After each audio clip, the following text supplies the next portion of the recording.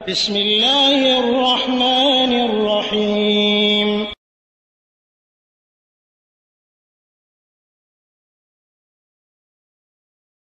ওয়ালাইকুম আসসালাম ওয়া রাহমাতুল্লাহি ওয়া বারাকাতুহু।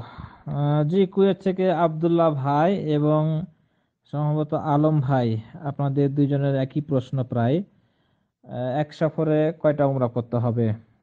আর যেহেতু শেখ আব্দুল্লাহ ভাই বললেন যে শেখ আখতারুল আমার মাদানী বলেছেন একটাই উমরা করতে হবে, সেখানে তো আর কিছু আমার বলার নেই। বড় বড় শাইখদের কাছ থেকে শুনেছেন, তারা ফতোয়া দিয়েছেন, তাহলে ওনাদের ফতোয়ার উপরে আমি কিছু বলবো এটা তো সাহস পাচ্ছি না। তারপরও বলবো যে রাসূল সাল্লাল্লাহু আলাইহি সাল্লাম এক সফরে একাধিক উমরা করেছেন এ মর্মে কোনো হাদিস নাই।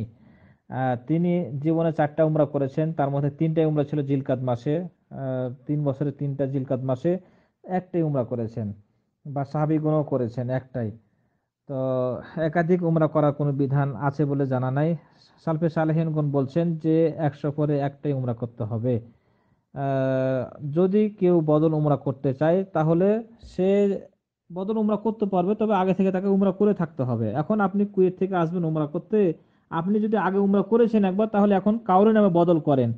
কিন্তু জীবনে উমরা করেনি আর এই সফরে আসলো, উমরাতে আসলো, মক্কা আসলো, আর প্রথমে উমরা করলো, এরপরে গণহারে শুরু হয়ে গেলো আয়েশা মসজিদ থেকে বদল উমরা।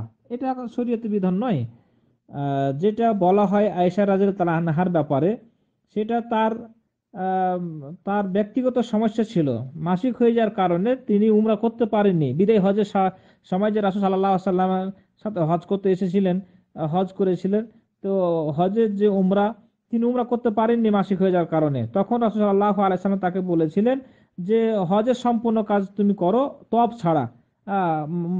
মিনা মুজদালিফায় আরাফা অবস্থান সবকিছু করো, শুধুমাত্র তওয়াফ করবে না। পরবর্তীতে যখন মাসিক ভালো হয়েছে, তখন রাসূল সাল্লাল্লাহু আলাইহি সাল্লাম তাকে ওই মানে মিকাত মিকাত না হুদুদের বাইরে যেতে বললেন, যে সে জায়গাটার নাম ছিল তানঈম, বা মসজিদ আয়েশা এখন বলা হয়। আর তার সাথে তার ভাই আব্দুর রহমানকে পাঠালেন, মুহরিম যেহেতু ছিল। আর সেখান থেকে আয়েশা রাদিয়াল্লাহু আনহা ইহরাম বেঁধে এসে উমরা করলেন। তো তার সাথে যে তার ভাই ছিল আব্দুর রহমান, সে উমরা করেছে এ মর্মে কোনো সহিহ দলিল নাই। কেউ প্রমাণ করতে পারবে না যে তিনি উমরা করেছেন, বা আরো কোনো সাহাবী গিয়ে ওখান থেকে ইহরাম বেঁধে এসে উমরা করেছেন, কোনো প্রমাণ নাই। এটা কেউ সে কেউ বলতে পারবে, কোনো দলিল দিতে পারবে যে আব্দুর রহমান উমরা করেছে, আহ, আয়েশার সাথে মানে ডবল উমরা করেছে ওখান থেকে ইহরাম বেঁধে এসে? কোনো প্রমাণ নেই। সুতরাং মূর্খদের সাথে তর্ক করে কোনো ফায়দা নেই, লাভ নেই। এক সফরে একটা উমরা করেন, পরে যখন আবার কোনো সময় যাবেন তখন কাউরে নাও বদল করেন, কোনো সমস্যা নাই। ইসলামের পথ খোলা আছে আপনার জন্য, সহজ ইসলাম। আর যদি আপনি মদিনা যান, হ্যাঁ, মক্কাতে অবস্থান করলেন, এরপর মদিনা গিয়েছেন, মিকাত পার হয়ে চলে গেলেন, মদিনা জিয়ারত করলেন, এরপরে যদি আমরা কোনো প্রয়োজন মনে করেন যে আবার মক্কা আসবেন, তাহলে ওই ইহরাম ওখান থেকে বেঁধে আসতে পারেন। মদিনার মিকাত জুল হুলাইফা থেকে আপনি ইহরাম বেঁধে এসে উমরা করতে পারেন। যেহেতু মিকাত পার হয়ে চলে গেছেন, এরপরে প্রয়োজনে আসলেন মক্কা, তাহলে করতে পারেন। কিন্তু এমন নয় যে আপনি মক্কাতে আছেন আর এই আয়েশা মসজিদ থেকে বারবার উমরা করবেন। এটা হতে পারে না। যাই হোক, আমাদেরকে সহিটা বোঝার চেষ্টা করতে হবে। আর আল্লাহ রাব্বুল আলামিনের কাছে দোয়া করি যেন আল্লাহ তাআলা আমাদের সহিটা বোঝার তৌফিক দান করুন এবং ঈমানের উপর রাখুন। মৃত্যুর সময় যেন আমাদেরকে সহিভাবে কালেমা তাইয়্যিবা পড়ে ঈমানের উপর মৃত্যু দান করুন। আল্লাহুম্মা আমিন। জাযাকাল্লাহু খাইর, বারাকাল্লাহু ফিকুম।